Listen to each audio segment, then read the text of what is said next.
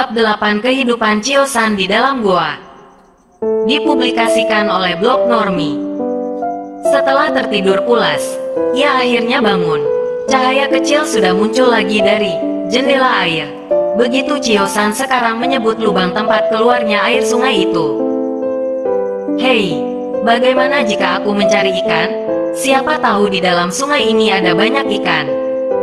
Segera ia menyalakan api dan mencari ranting-ranting lain.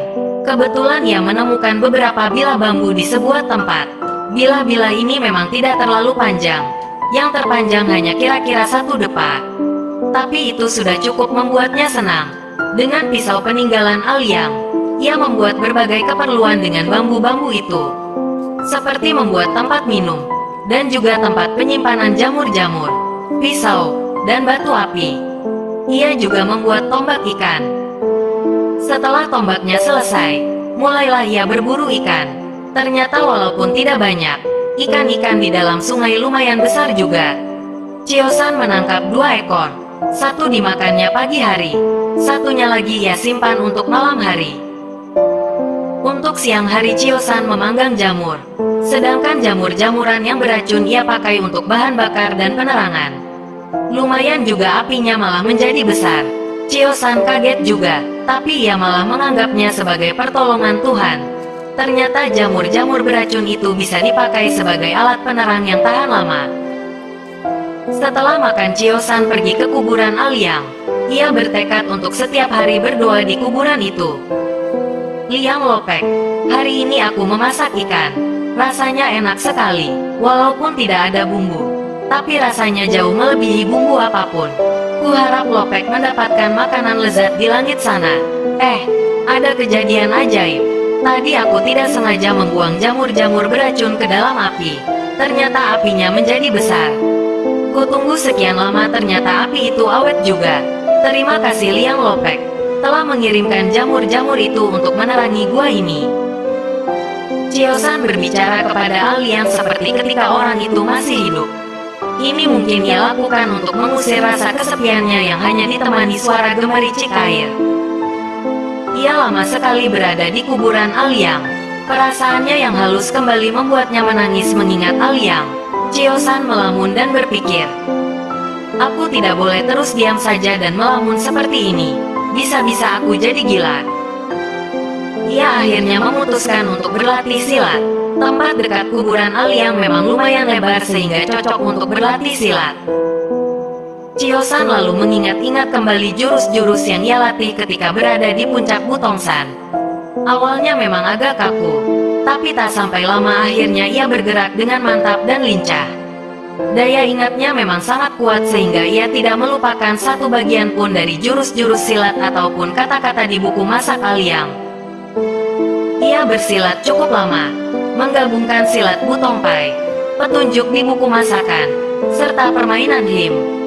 Dari silat Butongpai ia mengambil kuda-kuda, langkah, serta gerak silat tangannya. Dari buku masakan Aliang, ia mengambil bagian pengerahan energinya. Sedangkan dari permainan him, ia mengambil bagian tentang penggunaan perasaannya. Perasaan yang mengalun bagai lagu ini membuatnya menemukan jurus-jurus silat. Chiosan hanya mengikuti perasaannya saja. Di dalam hati ia bernyanyi. Di dalam pikirannya ia merasa seperti sedang bernyanyi dan bermain him. Ia hafal betul lagu-lagu yang ia mainkan bersama Aliang di puncak Butongsan. Ada lagu yang sedih dan sendu. Ada lagu yang riang gembira. Ketika sedang membayangkan lagu sendu, langkah-langkahnya berat namun mantap. Ketika sedang memikirkan lagu riang, geraknya cepat dan lincah. Ia menutup matanya, tubuhnya bergerak seperti mengikuti irama lagu. Hatinya bernyanyi dengan sepenuh hati. Bagi Chiosan, ia bergerak sekenanya saja, hanya mengikuti aliran lagu yang ada di dalam kepalanya.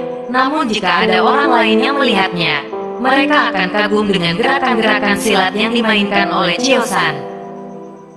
Ia sedang memainkan sebuah ilmu silat yang baru.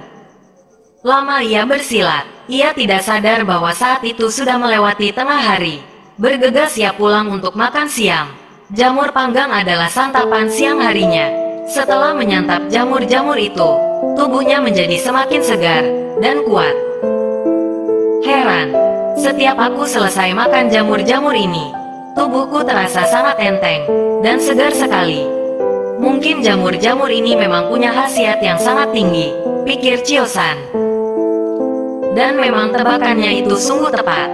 Chio-san tidak tahu bahwa jamur yang dijadikannya sebagai santapan siang sehari-hari itu adalah sebuah tumbuhan yang dijadikan bahan rebutan oleh kalangan Kamou. Jamur itu bernama jamur Sinhong. Jamur itu hanya tumbuh di daerah tertentu di Tiongguan dan sangat langka sekali. Belum tentu dalam 100 tahun, jamur itu akan muncul. Itulah sebabnya jarang ada orang yang tahu tentang jamur itu.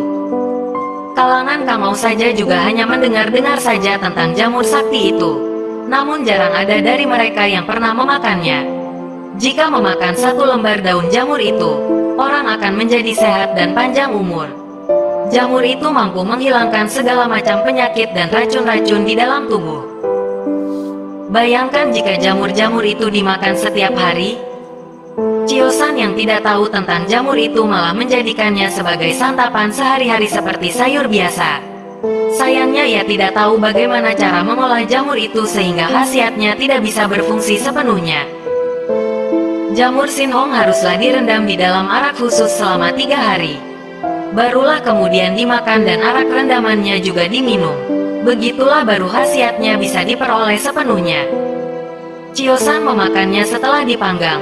Tentulah khasiatnya tidak sebanding dengan jika diolah dengan benar. Namun Chio-san memakan jamur itu setiap hari. Bisa dibayangkan betapa sehat tubuhnya. Bahkan secara tidak sengaja tubuhnya pun menjadi kebal dari segala racun. Ia pun seperti memperoleh tenaga sakti di dalam tubuhnya. Namun Chio-san tidak menyadarinya. Yang ia rasakan, ia merasa tubuhnya selalu terasa segar dan enteng setiap hari. Begitulah kegiatan Chio-san sehari-hari di dalam gua. Hampir 1 bulan lamanya ia berlatih jurus-jurus gubahannya sendiri itu. Lalu memakan jamur-jamur Sinhong setiap hari. Chio-san bahkan menciptakan jurus-jurus baru. Jurus-jurus itu ia ciptakan setelah secara iseng menciptakan lagu baru. Ia memang memiliki bakat musik yang kuat dari ayahnya, sehingga ia bisa menciptakan lagu hanya dengan menggunakan pikiran tanpa harus menggunakan alat musik. Cukup dengan membayangkan saja, ia bisa mendengar nada-nada itu di dalam kepalanya.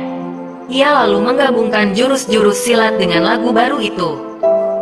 Chio-san bersilat dengan riang gembira seperti menemukan suatu hal yang baru.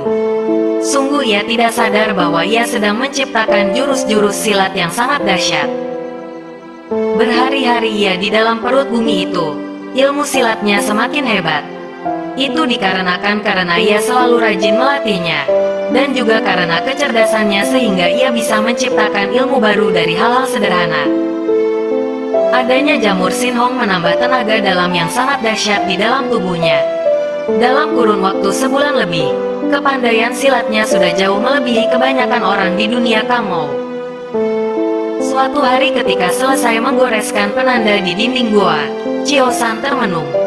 Tanda yang ia goreskan di tembok menggunakan pisau aliam sudah berjumlah 50. Itu berarti sudah hampir 2 bulan ia berada di dalam perut bumi.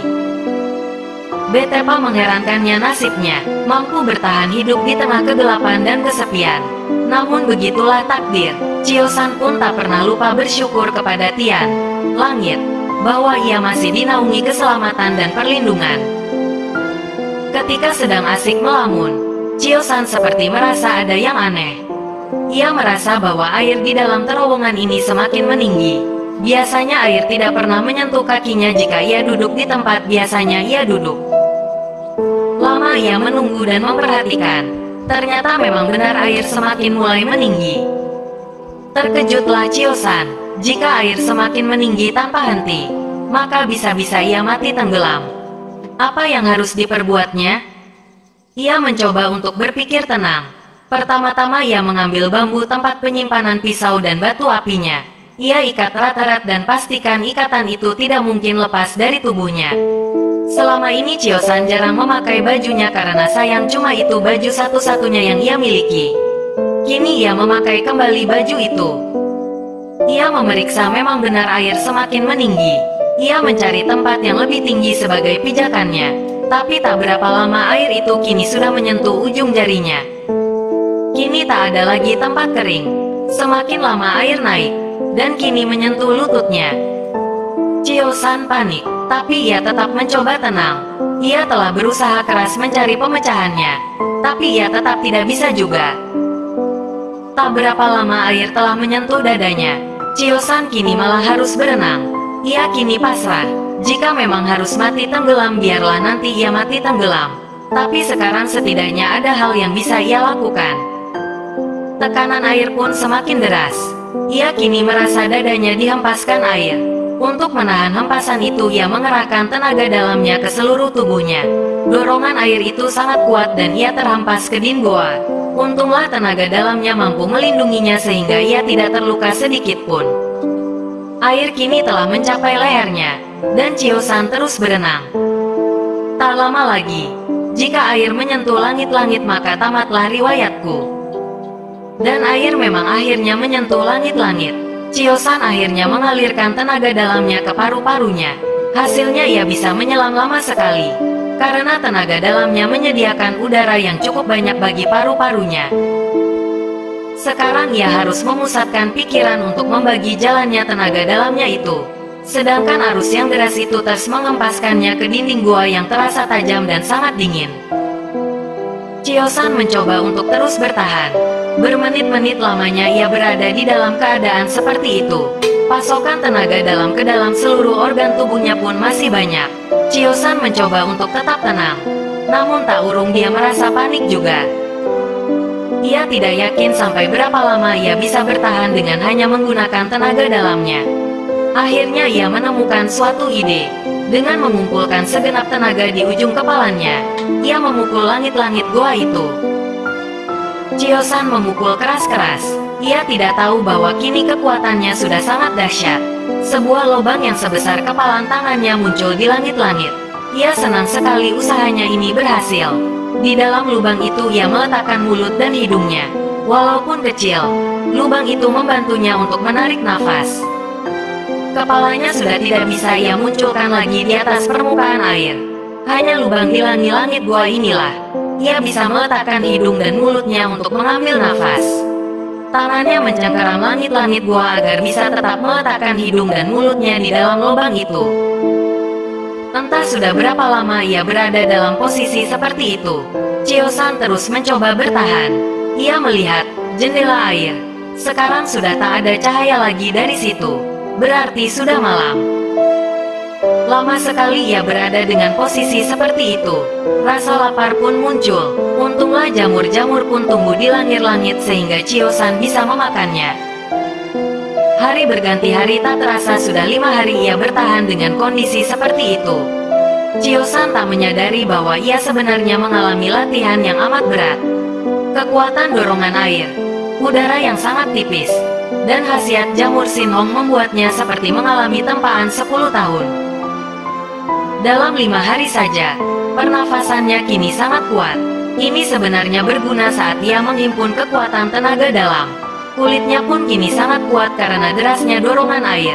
Tidak hanya membawa batu-batu yang menghujam tubuhnya, tapi juga karena air sungai itu juga telah merendam banyak sekali jamur Shinhong. Air yang sudah mengandung khasiat jamur sakti itu membuat tubuh luarnya seperti mata, kulit, daging dan rambut mulai kebal dengan racun-racun. Baru pada hari ke-7, air mulai perlahan-lahan menurun. Chio-san senang sekali, tapi memang surutnya tidak secepat naiknya. Butuh 3 hari baru seluruh air dalam terowongan itu menyurut. Itu pun masih tersisa setinggi lutut Chio-san. Dengan lega ia mengempaskan tubuhnya. Ia merasa letih sekali. Mengerahkan tenaga dalam selama hampir 10 hari di tengah kuatnya dorongan air serta hujaman batu-batuan, membuat ia letih sekali. Chio-san akhirnya pingsan. Setelah sadar dari pingsannya, ia mencoba mengerahkan energi ke seluruh organ tubuhnya. Ternyata cepat sekali badannya terasa segar kembali. Chio-san lalu mengisi perutnya dengan jamur-jamuran yang tumbuh lebat di dinding. Untungnya, walaupun air banjir sangat deras, tidak mengikis seluruh jamur-jamuran yang ada di dalam terowongan gua itu. Ia mulai melihat ke sekeliling mencoba melihat keadaan rumahnya itu. Chio-san tak sadar bahwa perlahan-lahan ia sudah mulai bisa melihat di dalam kegelapan. Kehidupannya yang prihatin di dalam gua itu membuatnya harus menghemat segalanya, mulai dari makanan, ranting-ranting untuk bahan bakar, serta penggunaan batu api. Dia malahan kadang bertelanjang untuk menghemat penggunaan bajunya, karena bila terlalu sering dipakai akan cepat rusak, apalagi jika dipakai untuk berlatih silat. Peristiwa banjir tadi malah semakin merusak bajunya. Chio mencari cara untuk mencari pengganti bajunya itu. Akhirnya ia menemukan ide untuk menggunakan kulit kayu yang dianyam sebagai pakaian. Chio-san lalu bergegas mengumpulkan kayu-kayuan. Banjir membawa banyak sekali kayu-kayuan. Setelah lama sekali mengumpulkan kayu-kayu itu, ia lalu mengulitinya satu persatu, lalu menganyam kulit-kulit itu. Chio-san bekerja dengan riang. Setelah lolos dari maut beberapa kali, ia akhirnya lebih menghargai hidup. Ia merasa ia harus menikmati segala detik dalam kehidupannya, karena kematian bisa datang kapan saja. Jika kita suatu saat pasti akan mati, mengapa hidup dalam kesedihan dan keputusasaan? Toh pada akhirnya akan mati juga. Kenapa tidak menjalani hidup dengan riang gembira? Begitu pikir Chio-san.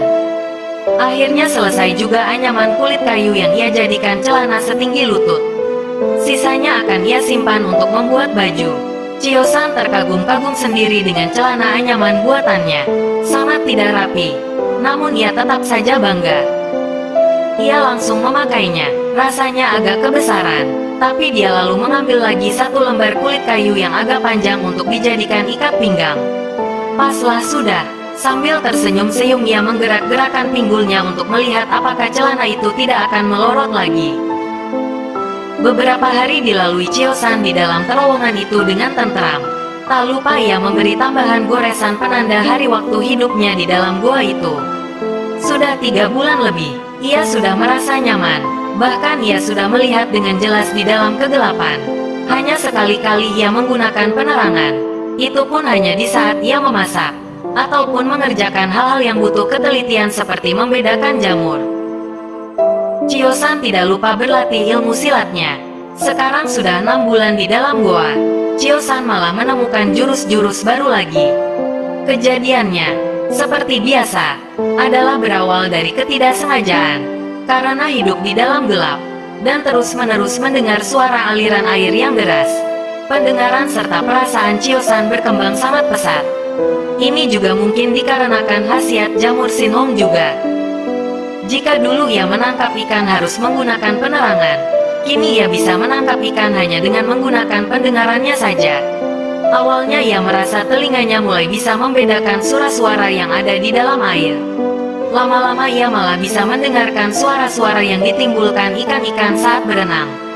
Mulanya memang hanya ikan-ikan besar saja, namun akhirnya ia bisa juga membedakan suara yang ditimbulkan ikan kecil di dalam air.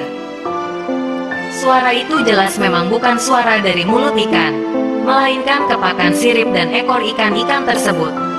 Memang dibutuhkan pemusatan pikiran yang cukup berat, tapi karena memang Chio-san sering melakukannya, maka tak lama kemudian ia bisa menentukan posisi ikan-ikan itu di dalam air.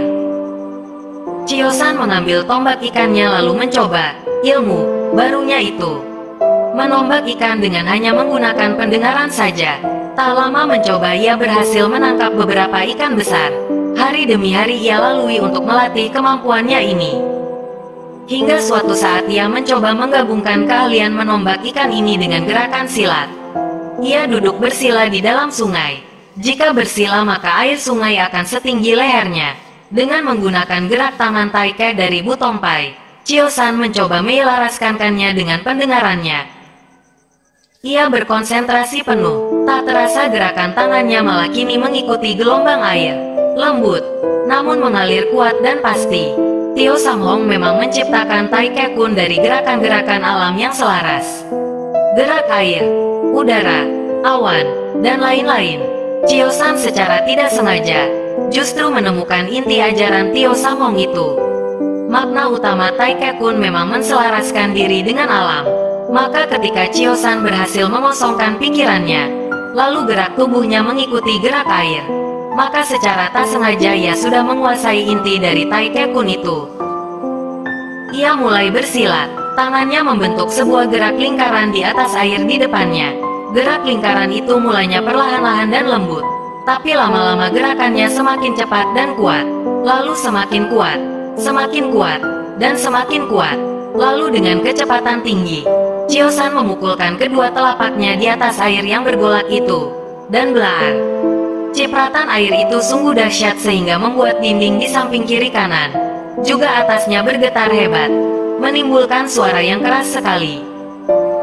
Chiosan malah terkaget-kaget dengan hasil perbuatannya tadi. Sungguh dahsyat tenaga yang ia hasilkan. Itu bahkan tidak menggunakan 1/20 tenaga dalamnya. Jika digunakan semua, pasti ia mampu menjebol dinding-dinding gua itu. Memikirkan itu ia senang sekali. Tapi kemudian ia berpikir lagi, jika aku keluar dari sini, pasti aku akan difitnah dan dikejar-kejar lagi. Lebih baik tinggal di sini selama-lamanya saja. Toh aku bisa bertahan hidup dengan apa yang ada di sini. Aku pun bisa menemani Aliang. Teringat akan Aliang, ia lalu berkunjung ke kuburannya. Untungnya walau banjir sangat deras, tidak begitu merusak kuburan Aliang. Karena sebelumnya Chiosan sudah menumpuk beberapa batuan besar di atas kuburan itu. Walaupun begitu, ternyata batu-batu bergeser juga. Meskipun tidak jauh, Chiosan lalu mengembalikan batu-batu itu ke posisi semula dan membersihkan kotoran berupa ranting-ranting dan tumbuh-tumbuhan yang terbawa oleh banjir itu. Ia lalu bercerita kepada Aliang bahwa ia baru saja menemukan ilmu baru yang sangat dahsyat.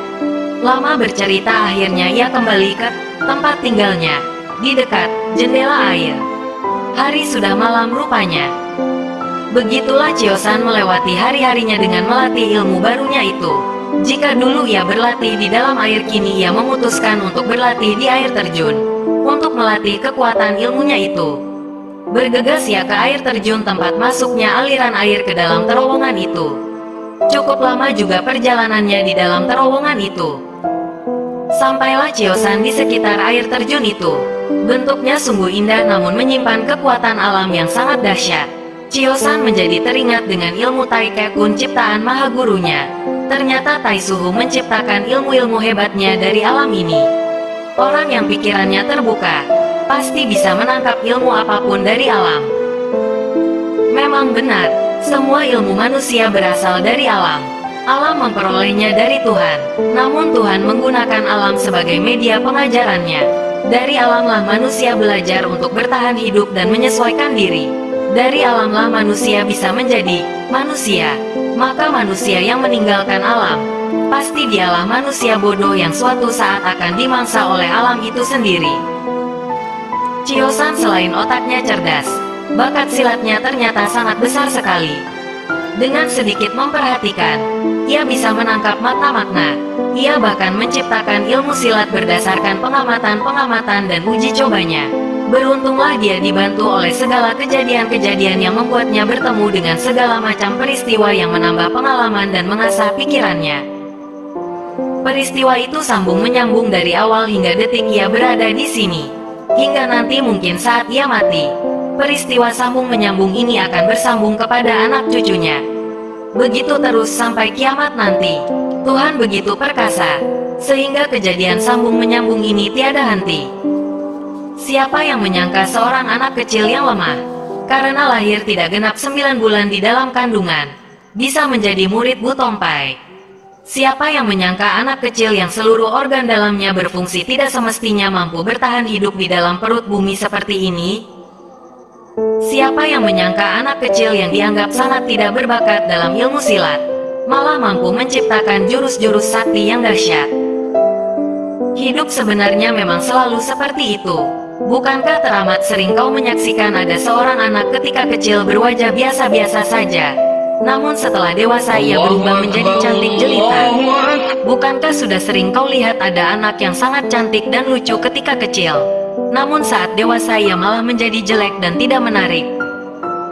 Atau bukankah sudah sering kau lihat anak yang dianggap bodoh dan malas oleh guru dan teman-temannya malah berubah menjadi orang yang paling berhasil dan kaya raya dibanding teman-temannya?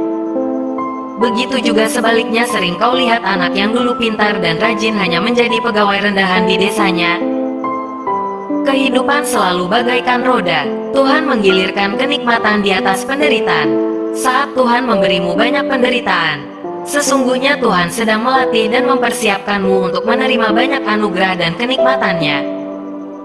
Itulah juga yang terjadi pada Chio-san. Sejak kecil ia sering sakit-sakitan, karena terlahir tidak normal. Seluruh keluarganya dibunuh orang. Lalu saat belajar di perguruan pun ia sering menerima perlakuan buruk dari sesama murid, bahkan juga dari beberapa suhunya. Lalu ia difitnah ikut serta dalam pembunuhan gurunya sendiri. Ia lalu dikejar-kejar bagai maling, kehilangan sahabat terbaiknya, dan malah hidup di dalam perut bumi seperti sekarang ini. Kalau mau dipikir-pikir, tidak ada orang yang akan tersenyum memikirkan hal ini. Chio-san kini sedang tersenyum, tapi bukan tersenyum karena alasan tadi.